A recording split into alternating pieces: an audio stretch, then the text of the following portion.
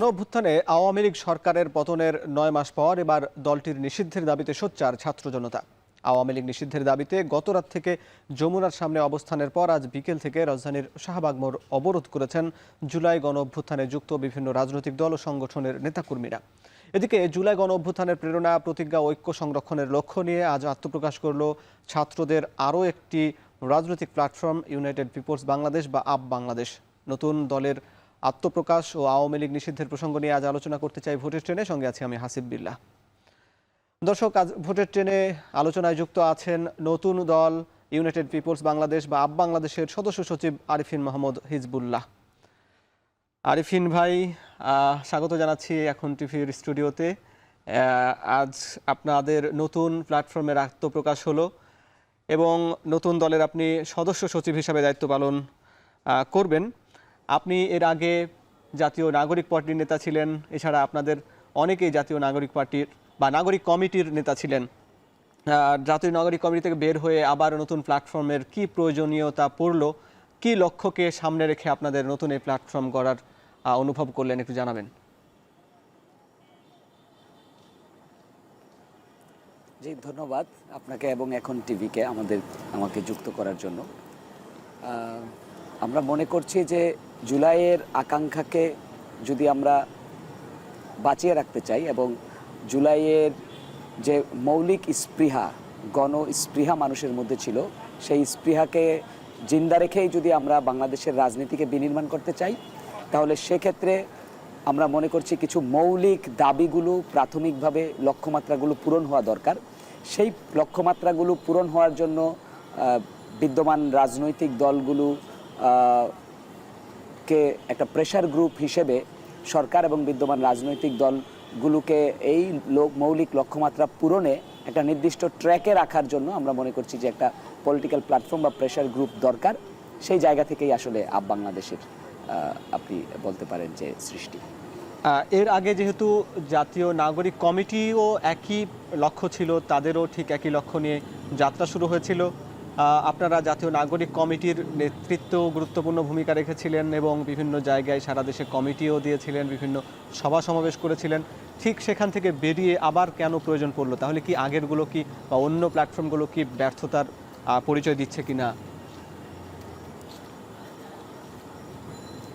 আমি সেইভাবে বলবো না ব্যর্থতার পরিচয় দিচ্ছে, তবে ধরেন যে রাজনৈতিক দলে পরিণত হয়ে গেলে, মানে রাজনৈতিক দলের যে ট্রান্সফরমেশন, আমাদের একটা সুস্পষ্ট কথা হচ্ছে যে নাগরিক কমিটি বা এই ধরনের প্ল্যাটফর্মগুলো যখন তৈরি হয়েছিল, তখন সেটা থেকে রাজনৈতিক দলের ট্রান্সফরমেশনের জন্য একটা সুনির্দিষ্ট কিছু লক্ষ্যমাত্রা অ্যাচিভমেন্টের প্রয়োজন ছিল বলে আমরা মনে করি। যেই লক্ষ্যমাত্রাগুলোর মধ্যে নাগরিক কমিটি যেই দাবিতে আন্দোলন করেছিল সেগুলো ছিল, যেমন ধরেন যে জুলাইয়ের প্রোক্লেমেশনের জন্য, তারপর আওয়ামী লীগ নিষিদ্ধকরণ, এই জিনিসগুলো খুবই জরুরি ছিল।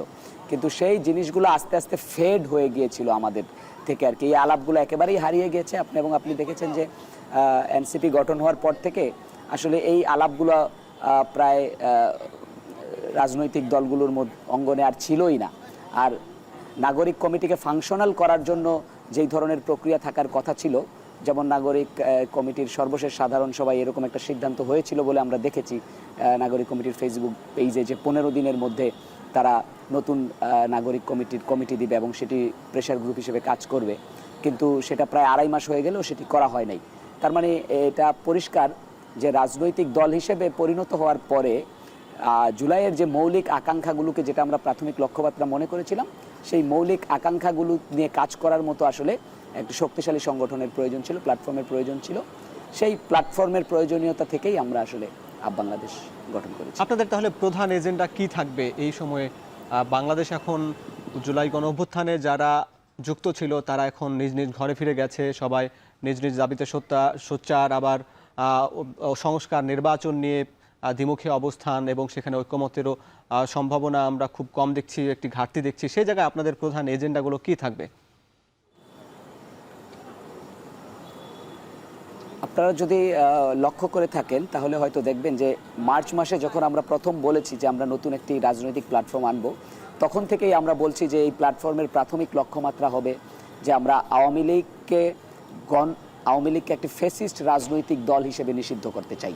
পৃথিবীর কোথাও কোনো ফ্যাসিস্ট রাজনৈতিক দলকে আসলে পলিটিক্সে ফাংশন করতে দেওয়া হয় না। কারণ যেই দলটার মধ্যে ফ্যাসিবাদী হয়ে ওঠার প্রবণতা থাকে এবং ফ্যাসিস্ট হয়ে ওঠার হিস্ট্রি থাকে, সেই দলটি যদি আবারও গণতান্ত্রিক প্রক্রিয়ায় রাজনীতি করার সুযোগ পায়, তাহলে একই প্রক্রিয়ায় সে তার ওই ফ্যাসিবাদী চরিত্রটি জনগণের উপর আরোপ করবে এবং আবার সে ফ্যাসিবাদী হয়ে উঠবে। ফলে পৃথিবীর কোথাও কোনো ফ্যাসিস্ট রাজনৈতিক দলকে ফাংশন করতে দেওয়া হয় না।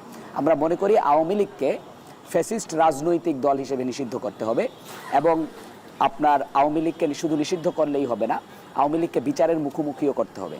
বিশেষ করে গত 17 বছর পুরো থ্রু আউট দ্য রেজিম হাসিনার সময়ে এই ফ্যাসিস্ট সরকার বাংলাদেশের সমস্ত ব্যবস্থাকে ধ্বংস করে দিয়েছে। নির্বাচন ব্যবস্থা, বিচার ব্যবস্থা, আমাদের ব্যুরোক্রেসি, এই সমস্ত কিছুকে ধ্বংস করে দিয়েছে। আমরা মনে করি প্রথমত আওয়ামী লীগকে ফ্যাসিস্ট সরকার হিসেবে সেই স্বীকৃতি দিতে হবে এবং এই সমস্ত ব্যবস্থা যে সে ধ্বংস করেছে, এই ধ্বংসের সাথে যারা যারা সম্পৃক্ত ছিল এই প্রত্যেককেই এইটা এক ধরনের যেটা জার্মানিতে যেভাবে ডিনাজিফিকেশনের মধ্য দিয়ে এগিয়ে গিয়েছে, আমরাও মনে করি আওয়ামী লীগকে ফ্যাসিস্ট দল হিসেবে নিষিদ্ধ করতে হবে এবং একটি ডি আওয়ামিফিকেশনের মধ্য দিয়ে আমাদেরকে যাইতে হবে। তার পরবর্তীতে এই গণহত্যার বিচার নিশ্চিত করতে হবে। এটা শুধুমাত্র শাপলা গণহত্যা না, আমরা শুরু থেকে বলে আসছি যে এই সরকারের সময় অনেকগুলো গণহত্যা হয়েছে এবং এর মধ্যে হচ্ছে পিলখানা গণহত্যা, শাপলা গণহত্যা, তারপরে মোদি বিরোধী আন্দোলনে একটি গণহত্যা হয়েছে, মাওলানা দেলোয়ার হোসেন সাইদির রায়ের দিন সারা দেশে একটি গণহত্যা হয়েছে এবং এই জুলাই একটি গণহত্যা হয়েছে। মোটা দাগে 5টি বড় ধরনের গণহত্যা এই সরকারের সময় হয়েছে, আওয়ামী লীগের সময়। এই প্রত্যেকটি গণহত্যার জন্য ট্রাইব্যুনাল গঠন করে এর সাথে যারা সম্পৃক্ত ছিল, শুধুমাত্র আওয়ামী লীগের না, ব্যুরোক্রেসির এবং হচ্ছে যারা গুলি চালিয়েছে, এদের প্রত্যেকে বিচারের আওতায় আনতে হবে এবং এদের বিচার নিশ্চিত করতে হবে। এটি হচ্ছে আমাদের দ্বিতীয় দাবি আওয়ামী লীগের বিচারের পরে। এবং আমাদের তৃতীয় দাবি, আমরা বলেছি যে জুলাই গণ অভ্যুত্থানের সকলের ঐক্যমতের ভিত্তিতে একটা জুলাই চার্টার্ড হইতে হবে। সেই জুলাই চার্টার্ডেও আওয়ামী লীগ নিষিদ্ধের কথা থাকতে হবে এবং এই জুলাই চার্টারকে সংবিধানে অন্তর্ভুক্ত করতে হবে। মোটা দাগে এই 3টি দাবি নিয়েই আমরা কাজ করছি। যে আপনাদের 3টি দাবির কথা আমরা শুনলাম। বিচারের দাবি সারা দেশের মানুষেরই রয়েছে, ঐকমত্যের বিষয়ে সারা দেশের মানুষও চায় সংস্কার এবং নির্বাচন বিষয়ে ঐকমত্য হোক, এবং রাজনীতিতে আওয়ামী লীগ দল হিসাবে নিষিদ্ধ নিয়ে বিভিন্ন মতামত রয়েছে, প্রতিক্রিয়া রয়েছে। এই বিষয় নিয়ে আরও আলাপ করবো আপনার সঙ্গে, আপনি যুক্ত থাকুন। দর্শক, ভোটে টেনে নিচ্ছে একটা বিরতি, ফিরছে একটু পরেই, সঙ্গে থাকুন।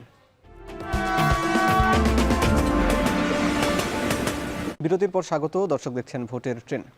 ভোটের ট্রেনে আলোচনা করছি নতুন দল ইউনাইটেড পিপলস বাংলাদেশ বাংলাদেশের সদস্য সচিব আরিফিন মোহাম্মদ হিজবুল্লাহর সঙ্গে।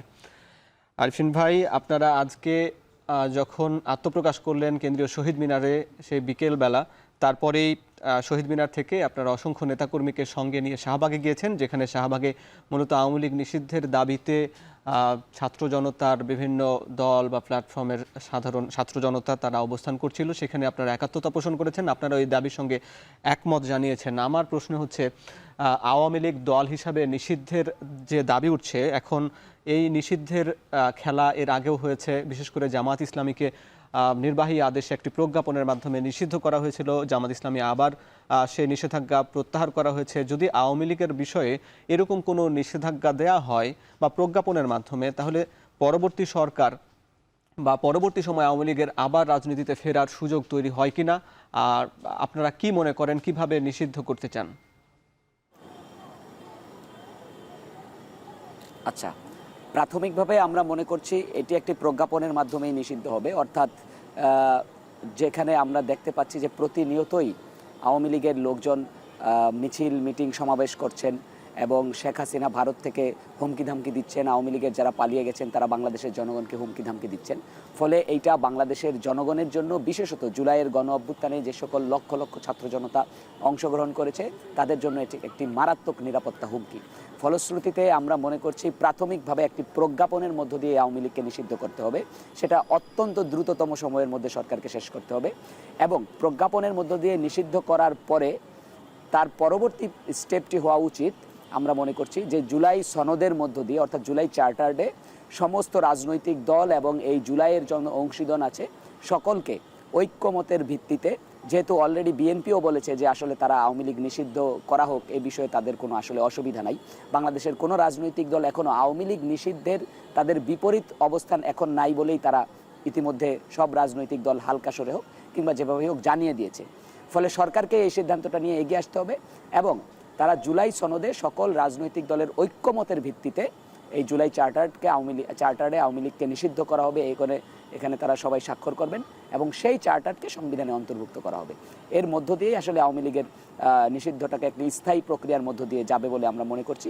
এর পাশাপাশি ট্রাইব্যুনালে তার দলকে বিচার করার যে প্রভিশন সেটিও রাখতে হবে এবং দলকে নিষিদ্ধ করার এখতিয়ার ট্রাইব্যুনাল আইনে সংশোধন করে এই প্রভিশনটা দিতে হবে। কারণ এরকম ফ্যাসিস্ট রাজনৈতিক দলকে আসলে ফাংশন করতে দেওয়া দেশের পুরো জনগণের জন্যই প্রচণ্ড নিরাপত্তা হুমকি। আমরা দেখেছি যে আইসিটি যে অ্যাক্ট হয়েছিল বা সংশোধনী, সেখানে ওই দল হিসাবে সেখানে নিষিদ্ধ করার বিষয়টি সেখানে রাখা হয়নি। এবং পাশাপাশি আপনার কাছে জানতে চাই যে এই সরকারের মধ্যে যারা উপদেষ্টা রয়েছেন, সেই উপদেষ্টা পরিষদের কাছেও কি আপনারা এমন দাবি তো তুলে ধরেছেন, কিন্তু আপনাদের কি মনে হয় যে এই উপদেষ্টা পরিষদ বা এই সরকার এই আপনাদের দাবি আদায়ে প্রতিপক্ষ হয়ে যাচ্ছে, বা আপনাদের দাবি পুরোপুরি কেন এতদিন ধরে মানছে না, বা কি কারণে আপনারা মুখোমুখি অবস্থান হচ্ছে? এই সরকারকে আমরা কোনোভাবেই আমাদের একটি প্রতিপক্ষ সরকার মনে করতে চাই না, কিন্তু এটি দুর্ভাগ্যজনকভাবে সত্য যে সরকার কিছু মৌলিক প্রশ্নে, যেমন আওয়ামী লীগ নিষিদ্ধকরণ, আওয়ামী লীগের বিচার, এই মৌলিক প্রশ্নে রীতিমতো টালবাহানা করছে। আমরা মনে করছি যে এটি সরকারের ভেতর যারা আছেন, উপদেষ্টা মণ্ডলী আছেন, তাদের মধ্যে জুলাইয়ের স্পিরিটকে সঠিকভাবে ধারণ না করতে পারার একটি ইঙ্গিত দিচ্ছে। পাশাপাশি বাংলাদেশের জনগণের আকাঙ্ক্ষাকে তারা উপলব্ধি করতে ব্যর্থ হচ্ছেন এবং এই ব্যর্থতা যদি আরও বেশি দীর্ঘায়িত হয় তাহলে স্বাভাবিকভাবেই বাংলাদেশের মানুষ এটা বরদাস্ত করবে না বলে আমরা মনে করি। এবং সরকারের যেই সকল উপদেষ্টারা আওয়ামী লীগকে নিষিদ্ধ করার ক্ষেত্রে বাধা হয়ে দাঁড়াবেন, সেই উপদেষ্টাদের পদত্যাগের দাবিও জনগণের মধ্য থেকে উঠা খুবই সম্ভব বলে আমরা মনে করি। আপনারা কি মনে করেন ছাত্র উপদেষ্টারা সঠিক জায়গায় আছে, বা গণ অভ্যুত্থানের চেতনা ভালোভাবে সেভাবে আকাঙ্ক্ষিত সেই চেতনা বাস্তবায়ন করতে পারছে কিনা?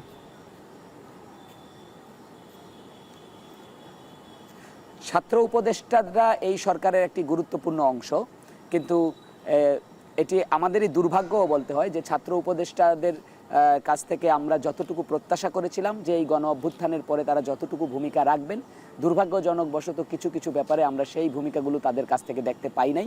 তবে ছাত্র উপদেষ্টারা দাবি করছেন যে এর কারণ হচ্ছে সরকারের ভেতর থেকেই আসলে তাদেরকে দুর্বল করে রাখা হয়েছে, যার কারণে তারা যথাযথভাবে ফাংশন করতে পারছেন না, এমন দাবি ছাত্র উপদেষ্টারা তাদের ফেসবুক অ্যাকাউন্টে লিখছেন। তো যদি এমন হয়েই থাকে তাহলে সরকারের কোন কোন অংশ, কারা কারা ছাত্র উপদেষ্টাকে আসলে জুলাইয়ের আকাঙ্ক্ষাকে বাস্তবায়ন করতে বাধা দিচ্ছেন, সেগুলোও তাদের বলতে পারা উচিত। আমরা মনে করি যে হাসিনার বিরুদ্ধে আন্দোলনের মধ্য দিয়ে যে সাহস এবং ক্ষমতাকে না বলতে পারার যে কারেজ তাদের মধ্যে তারা দেখিয়েছিলেন, ক্ষমতায় বসে সেই কারেজটা যদি তারা হারিয়ে ফেলেন তাহলে সেটা আমাদের জন্য খুবই দুঃখজনক একটি ব্যাপার হবে। ফলে আমরা তাদের কাছ থেকে এই কারেজটা আশা করছি যে তারা যেটি দাবি করছেন যে তাদেরকে দুর্বল করে রাখা হয়েছে, সরকারের কোন কোন অংশ তাদেরকে দুর্বল করে রাখা হয়েছে তারা সেটি বলতে পারুক এবং বাংলাদেশের তারা এটি বলতে পারলে আমরা বিশ্বাস করি ছাত্র জনতা আবারও তাদেরকে সঙ্গ দিবে এবং এই সীমাবদ্ধতাগুলো কাটিয়ে উঠে তাদেরকে যথাযথ ফাংশনাল হয়ে উঠতে সহযোগিতা করবে। জি, অনেক ধন্যবাদ। আপনি যুক্ত থাকুন, আপনার সঙ্গে আরও আলাপ করব। দর্শক, ভোটে টেনে নিচ্ছি আরও একটা বিরতি, ফিরছে একটু পরেই। বিরতির পর স্বাগত। দর্শক দেখছেন ভোটের ট্রেন। আলোচনা করছি নতুন দল আপ বাংলাদেশের সদস্য সচিবদের সঙ্গে। আরিফিন ভাই, আপনার একটা সাবেক ছাত্র অবস্থায় পরিচয় আছে, সাবেক শিবির নেতা, একই সঙ্গে আপনার দলের আহ্বায়ক আলী হাসান মোহাম্মদ জুনায়েদ, তিনি ঢাকা বিশ্ববিদ্যালয় ছাত্র শিবিরের সাবেক সভাপতি। এছাড়া রাফি সালমান রিফাত, তিনিও শিবিরের নেতা, এবং এই জুলাই অভ্যুত্থানে আপনাদের বা ঢাকা বিশ্ববিদ্যালয় শিবিরের নেপথ্যে অনেক গুরুত্বপূর্ণ ভূমিকা ছিল। যারা এই আন্দোলনের সঙ্গে জড়িত তারা সবাই জানে বিষয়গুলো। তো আমার প্রশ্ন হচ্ছে, আপনারা ছাত্র শিবির থেকে জামাতে যোগ দেন নাই এবং একই সঙ্গে আপনারা জাতীয় নাগরিক কমিটিতে যোগ দিলেন, কিন্তু এনসিপিতে যোগ দেন নাই। এখন আমার প্রশ্ন হচ্ছে, আপনারা কি নতুন একটি দল গঠন করলেন, এই দলটি কি এই এনসিপি বা জামাতের প্রতিপক্ষ হবে নাকি সহযোগী হবে? কার সঙ্গে কিভাবে রাজনীতি করবে, ডিল করবে, একটু জানাবেন সংক্ষিপ্ত করে। আচ্ছা, প্রথমত হচ্ছে আমরা তো রাজনৈতিক প্ল্যাটফর্ম গঠন করেছি, এখনো দল গঠন করি নাই। আর আমরা মনে করি যে জুলাইয়েরতে আমাদের মধ্যে যে একটি জাতীয় ঐক্য হয়েছিল, ফলে জুলাইয়ের যারাই সহযোদ্ধা তিনি জুলাই অ্যাকচুয়ালি আমরা যখন জুলাই 5টি করেছি তখন আমি কখনোই জানার চেষ্টা করি নাই আমার পাশে যিনি আছেন তিনি ছাত্রদল করেন নাকি শিবির করেন নাকি কোন পলিটিক্যাল ব্যাকগ্রাউন্ড থেকে এসেছেন। ফলে এই ঐক্যটাই আমাদের মধ্যে জুলাই তৈরি করে দিয়েছিল। এখন জুলাইয়ে গুরুত্বপূর্ণ স্টেক হোল্ডার যারা আছেন, যেমন এনসিপির এখন যারা নেতা আছেন তারা তো জুলাইয়ের ফ্রন্ট লাইন টানছিলেন, শিবিরের যারা নেতৃত্ব ছিলেন তারাও অনেকেই জুলাইয়ের ফ্রন্ট লাইনে ছিলেন, ছাত্রদলের জুলাই একটা বড় কন্ট্রিবিউশন আছে। ফলে এই যে রাজনৈতিক দলগুলো জুলাইয়ে যাদের মধ্যে একটা ঐক্য হয়েছিল, আমরা মনে করি এই সমস্ত রাজনৈতিক দলগুলোর মধ্যে একটা সহযোগিতা এবং ঐক্য আমরা সবসময় বজায় রাখার চেষ্টা করব, কারণ এটি আমাদের জুলাইয়ের মূল স্পিরিট। সেই ঐক্যের বাইরেও রাজনীতিতে আমাদেরকে কখনো কখনো রাজনৈতিক বিরোধিতার প্রয়োজন পড়বে এবং মৌলিক কিছু কিছু জায়গায় হয়তো মৌলিক বিরোধিতার প্রয়োজন পড়বে। সেই বিরোধিতাগুলো কখনোই শত্রুতার পর্যায়ে যাবে বলে আমরা মনে করি না, কারণ জুলাই আমাদেরকে সেই ন্যূনতম ঐক্যের একটি পাটাতন দিয়ে দিয়েছেন। ফলে আমরা মনে করছি যে রাজনীতিতে জামাত হোক এনসিপি হোক তাদের সবার সাথে আমাদের সেই জুলাই কেন্দ্রিক যে ঐক্য তৈরি হয়েছে সেই ঐক্যটি কম বেশি বজায় থাকবে। জি, সেই ঐক্যটি থাকবে, আমরাও প্রত্যাশা করি। আপনাকে অসংখ্য ধন্যবাদ। দর্শক যারা ভোটের ট্রেন্ড দেখছেন সবাইকে ধন্যবাদ জানিয়ে শেষ করছি আজকের মতো।